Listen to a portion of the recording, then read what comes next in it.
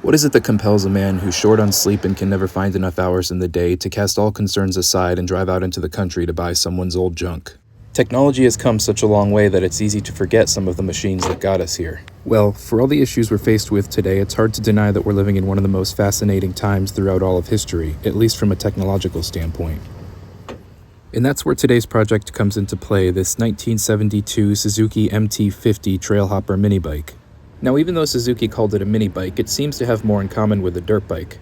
In 1972, this bike would have cost $300 and some change, or roughly $2,500 in today's money, which, incidentally, is about what a DRZ50, currently Suzuki's smallest bike, will run you. This one has clocked over 4,000 miles, and with the exception of the taillight, looks to be mostly all there. One thing I'm noticing is that the oil line has been disconnected from the reservoir. Hopefully this didn't happen while the bike was in operation. Well, let's get down to business. I'll start by checking compression.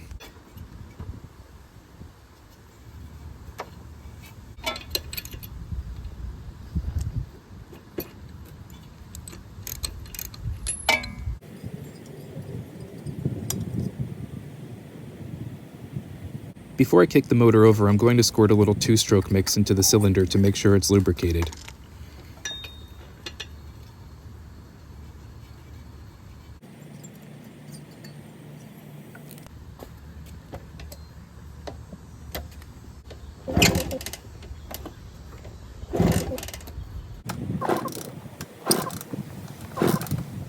Alright, well that was much better than I was expecting. Now let's see if it has spark.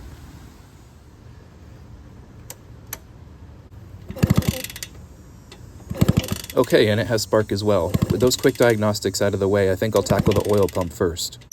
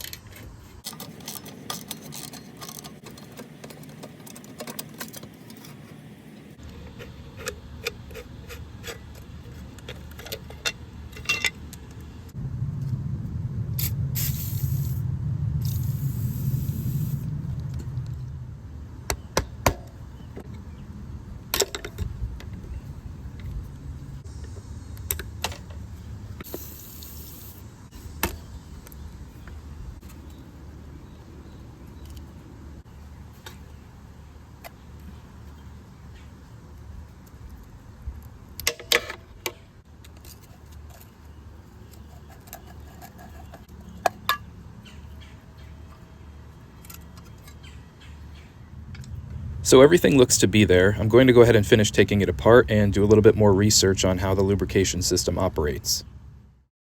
I came across this diagram. It looks like the throttle cable splits, with one section running to the carburetor and the other section running to the oil pump. The motor is fed oil directly at the cylinder head and at the crank bearings, and apparently it's critical to utilize this setup as opposed to pre-mixing your oil to ensure adequate lubrication.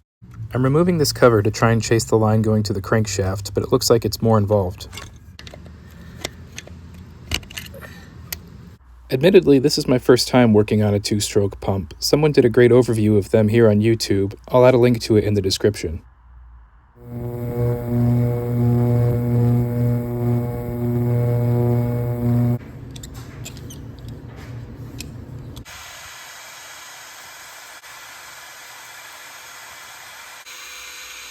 So this one seems to be freeing up pretty well, but I went ahead and ordered a backup just in case.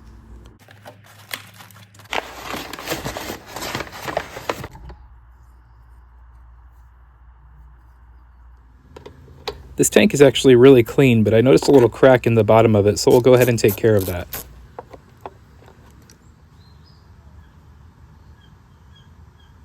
Also, the threads where the tank mounts to the frame were broken off. I don't know how someone managed to do that, but I'll go ahead and see if I can reattach it.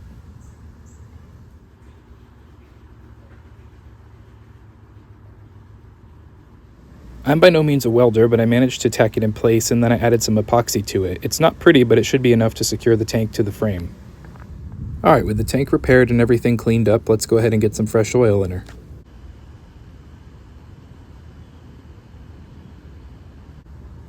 Loosening this lower screw allows us to prime the pump.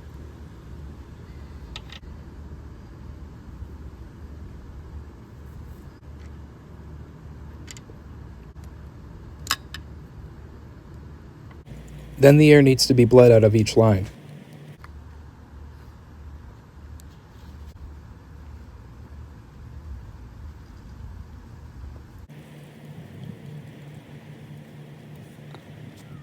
Now I'll deal with a couple odds and ends. I'll get this chain cleaned up and get some fresh oil in the gearbox.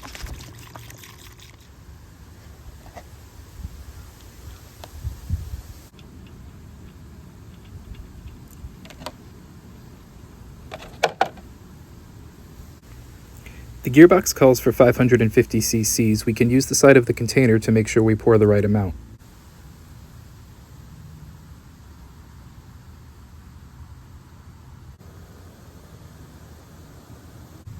Now let's dive into this carb.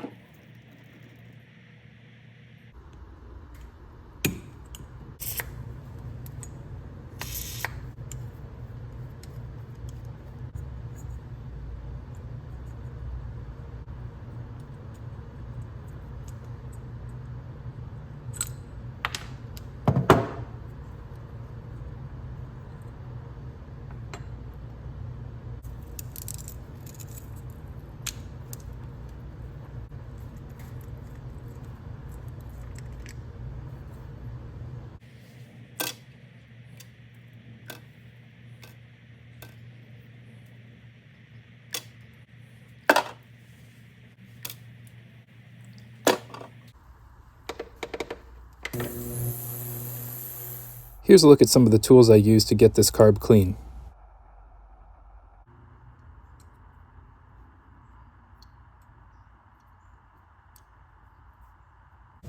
Before I put this carb back, I'm able to see that the oil line that feeds the cylinder is clear. Also, the gasket on the carburetor housing is worn really thin. I picked up this sheet of rubber at the hardware store and I'll use it to make a new one.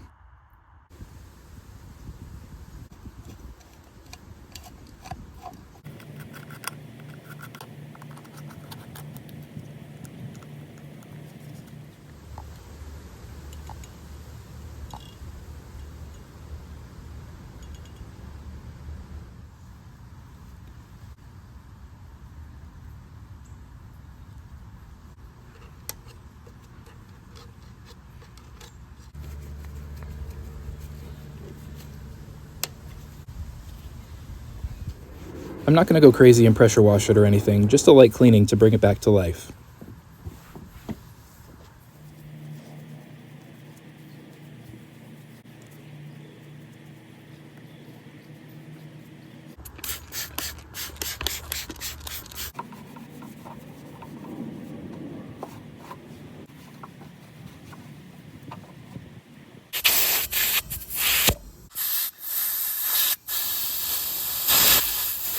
Since starting this video, the taillight and taillight mounting bracket became available on eBay. They weren't cheap, but this bike is just too complete to pass them up.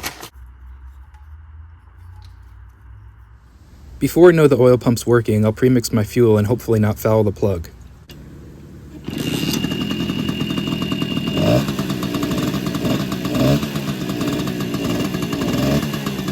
If you look closely, you can see there's oil moving up the line. I take that to mean that the pump is working.